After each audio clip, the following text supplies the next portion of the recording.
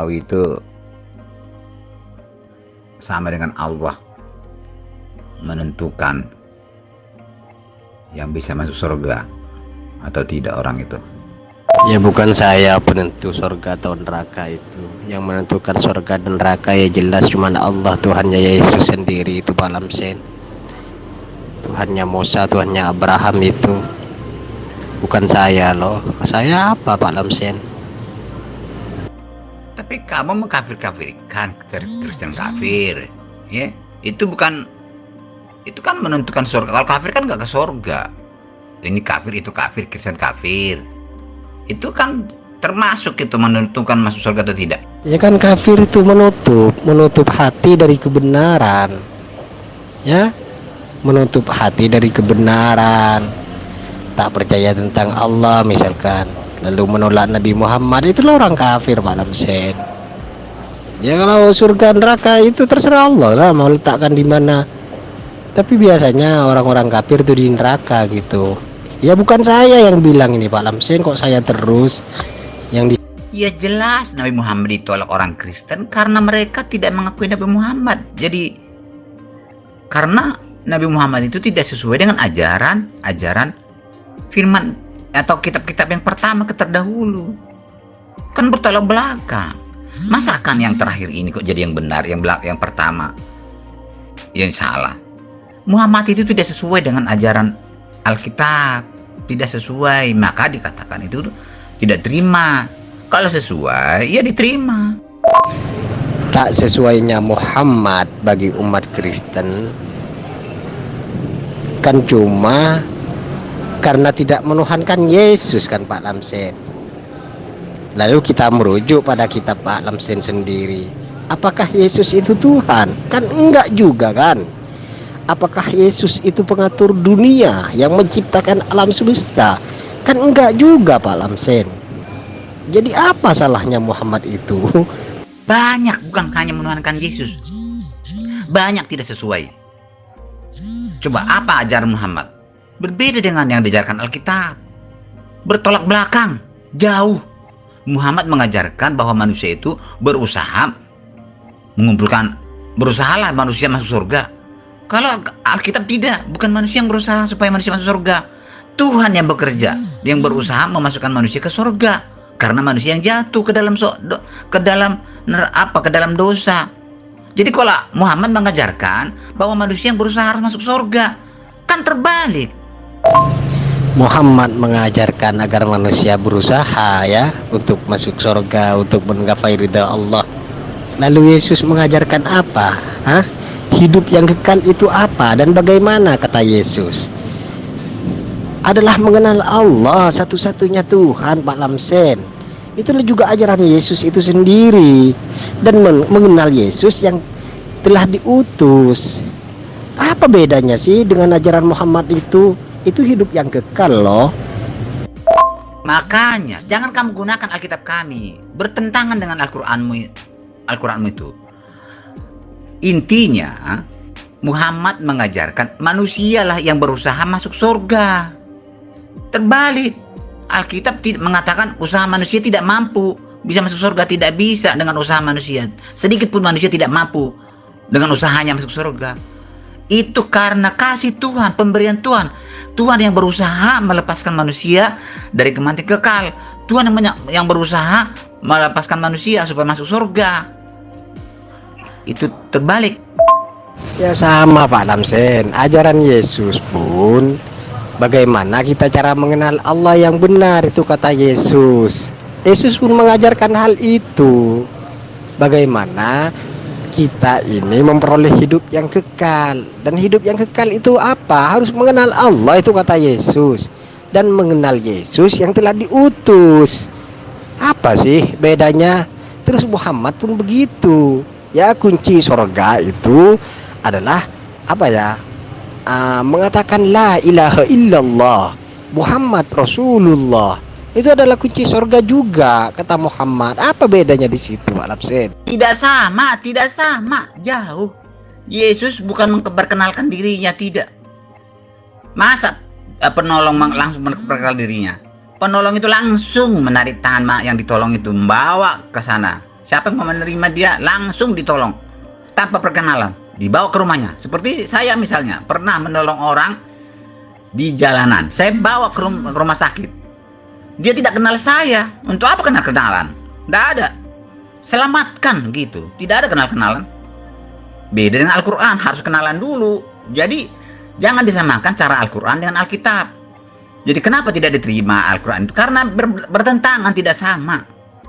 Coba, saya pernah menolong orang di jalanan, orang susah.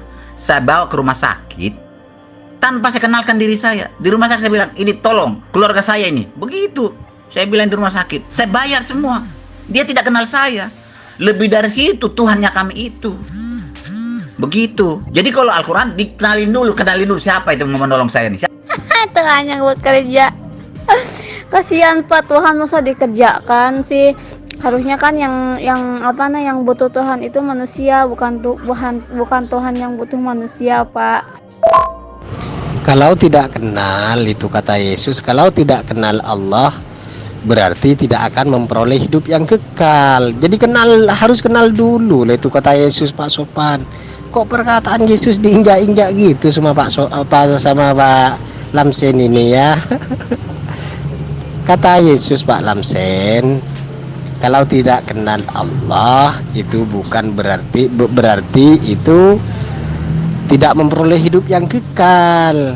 Bagaimana cara memperoleh hidup yang kekal? Adalah kenal kepada Allah, bahwa satu-satunya Tuhan. Terus mengenal Yesus yang diutus gitu, Pak Lamsen.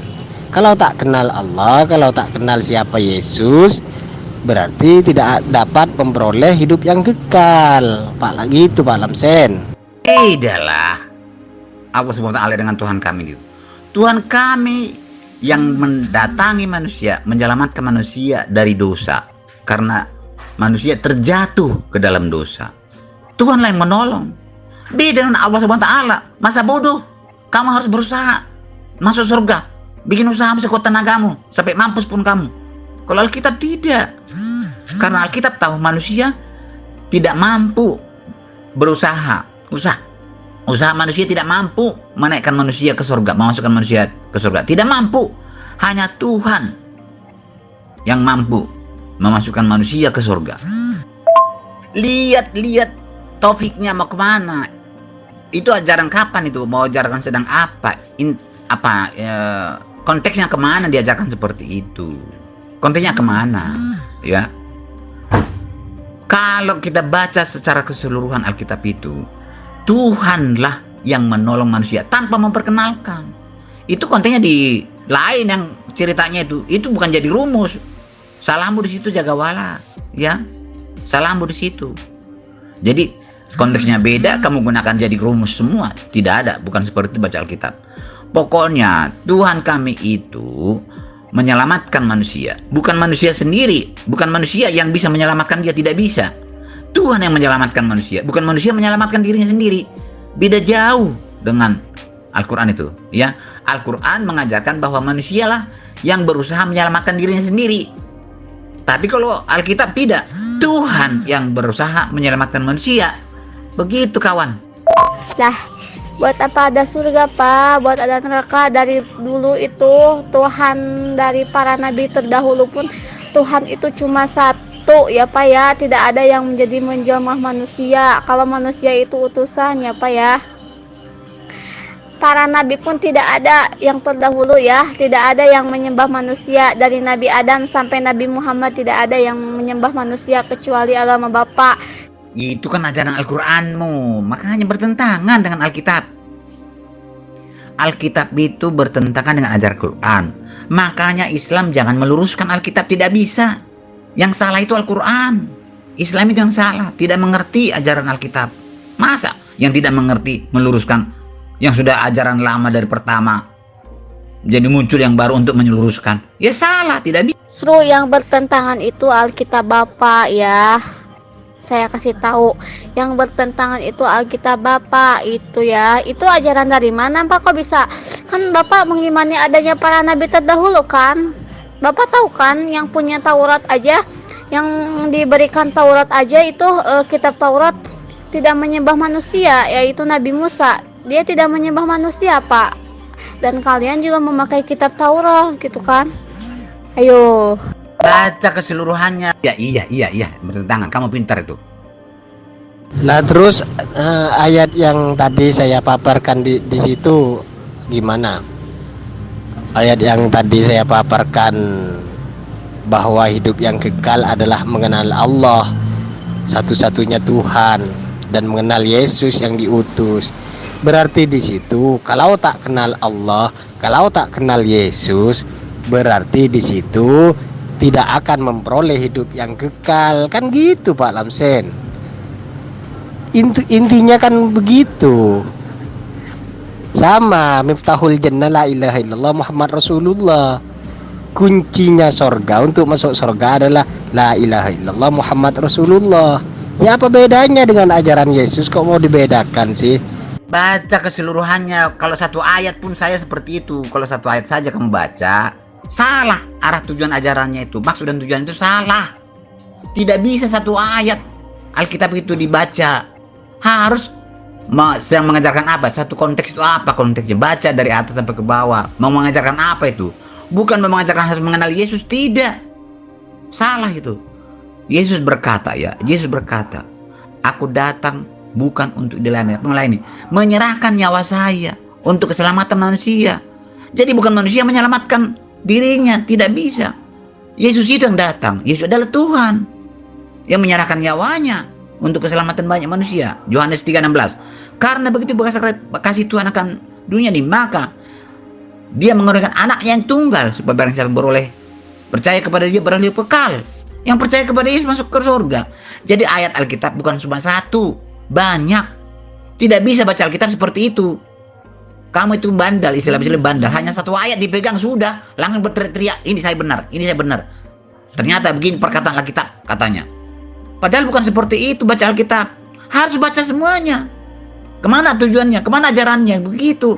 Kalau cuma satu ayat, ya ngawur lah, tak kemana-mana. Kata-kata saya pun bisa kamu ambil untuk menyalahkan maksud dan tujuan saya. Kalau sepotong-sepotong, dipotong-potong perkataan saya ini, bisa rusak maksud dan tujuan saya. Ya, Bang Jagawala. Lalu bagaimana tentang ayat-ayat yang tidak pernah mendukung keinginan Pak Lamsen itu? Apakah ayat itu harus tak dibaca atau harus dibuang atau bagaimana itu Pak Lamsen? Jika ayat-ayat tak mendukung keinginan Pak Lamsen itu, bagaimana? Apa harus dibuang ayat-ayat itu Pak Lamsen? Kalau misalkan kayak gitu, kenapa kalian masih pakai kitab itu? Lah, kan Tuhannya sendiri tidak mengatakan kalau umat Kristen akan masuk surga. Kan Yesus itu kan bilang katanya kan akulah juru keselamatan kan gitu kan. Terus Yesus itu sendiri agamanya apa gitu kan nggak ada yang bilang Kristen kan. Apa kabarmu? Siang juga, alhamdulillah baik. Yesus nggak beragama sama sekali, Lisna. Baca Alkitab itu jangan dipotong-potong. Hanya satu ayat langsung kamu simpulkan. Ya larilah dari maksud dan tujuan ajaran Alkitab. Lari. Perkataan saya ini pun kalau dipotong-potong, lari dari maksud dan tujuan saya. Ya Bang Jagawala ya. Jadi supaya tahu maksud dan tujuannya itu, yang kamu ayat itu satu perikop itu apa, judulnya apa, masalah apa yang mau diajarkan. Begitu baca semuanya, baru tahu kita apa maksud dan tujuannya, apa mau diajarkan. Begitu, bukan satu ayat dipotong gitu langsung. Oh ini kesimpulannya begini. Salah. Tidak seperti itu baca Alkitab. Beda dengan baca Al-Quran. Satu ayat cukup. Ini nggak bisa karena dia sambung menyambung, saling berkaitan semua ayat dengan ayat. Tidak seperti Al-Quran berdiri sendiri, satu ayat sudah berdiri sendiri.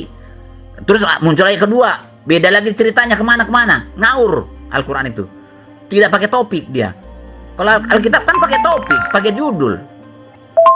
Terus kalau misalkan Yesus gak punya agama, terus ibunya itu agamanya apa? Jadi benar apa yang dikatakan oleh Pak Lamsen, guys. Baca secara utuh, pahami perikopnya dalam pasal itu, dan lihat juga di dalam pasal sebelumnya tentu ada kaitan, ada juga yang tidak berkaitan. Tapi pada intinya bahwa ayat demi ayat itu tentu tidak berdiri sendiri dan tidak dapat disimpulkan kalau hanya membaca potongan-potongan satu atau dua ayat saja. Lisna, coba kamu baca deh di Alkitab Perjanjian Baru, khususnya di keempat kitab Injil, ada nggak menyebutkan bahwa Maria itu memiliki agama atau beragama? Nah, justru yang macam itu Pak Lamsen, ayat yang tidak mendukung tentang keinginan-keinginan Pak Lamsen itu mau diapain gitu. Ayat yang tidak mendukung keinginan-keinginan Pak Lamsen mau diapain itu ayat? Mau dibuang apa mau dihapus saja Pak Lamsen dari kitab Pak Lamsen gitu. Jadi biar yang mendukung keinginan Pak Lamsen saja yang diletakkan di kitab itu. Masa dibacakan yang tak mendukung pada keinginan Pak Lamsen, lalu Pak Lamsen merasa Muslim mencomot-comot, padahal itu ayatnya Pak Lamsen sendiri gitu. Kalau perjanjian baru itu kan sudah dirubah ya sama Paulus. Jadi tidak mungkin kalau misalkan Ibu Yesus itu tidak punya agama. Coba cari di kitab Taurat yang terdahulu, coba Bang. Ya. Pasti ibunya Yesus itu kan itu orang yang beriman gitu kan, dia taat kepada Allah. Jadi tidak mungkin kalau dia ateis atau gimana gitu ya. Gak mungkin, dia juga taat kepada Allah, dia taat kepada Sang Pencipta. Apalagi itu kan cuman kitab karangan manusia biasa. Jadi Ya tetap saja tidak mampu, Begini Dek Lisna, saya nggak perlu membuktikan dan mencari, karena kan yang mempertanyakan Dek Lisna, dan saya sudah membantah. Apakah di Alkitab Perjanjian Baru, khususnya di 4 kitab Injil, disebutkan bahwa Maria itu beragama atau memiliki agama? Nah, sekarang buktikan kalau umpamanya Dek Lisna menyatakan bahwa Maria itu beragama atau memiliki agama, silakan Dek Lisna yang membuktikannya. Begitu, Dek. Tidak bisa dihapus. Masa dihapus? Bukan begitu maksudnya. Kita mempelajari Alkitab itu bukan mengambil satu potong ayat langsung kesimpulan itu ini ajaran seperti ini. Tidak. Baca satu perikop, apa sih mau diajarkan satu perikop ini, judulnya apa, baru ke situ, baru tahu maksud dan tujuannya. Ya jelas bukan untuk mengatakan bahwa harus mengenal Tuhan itu seperti itu, bukan. Sementara Tuhan itu tidak perlu tahu kita kenal untuk menolong kita, ya. Seperti saya lah, saya tidak perkenalkan diri saya kepada orang yang saya tolong itu, tidak. Saya tolong, saya bawa ke rumah sakit, saya bayar sampai dia sembuh, saya lunasin. Sampai sekarang dia tidak tahu saya siapa. Saya juga nggak tahu di mana sekarang itu yang saya tolong itu. Selamat dia kan, sehat dia. Tuhan pun begitu juga, tidak perlu harus tahu siapa penolong kita, tidak perlu. Kalau mau ditolong ya sudah, selamatkan dia, selamat. Oh, jadi intinya semuanya itu Tuhan kamu yang menyelamatkan. Kalau begitu, kenapa harus ada Yahudi? Kenapa harus ada Islam? Kenapa kok tak dibuat Kristen semua oleh Tuhan kamu itu? Kalau memang Tuhan kamu itu penyelamat dunia, penyelamat manusia, kenapa kok tak dibuat seperti itu oleh Tuhan kamu? Tolong dijawab.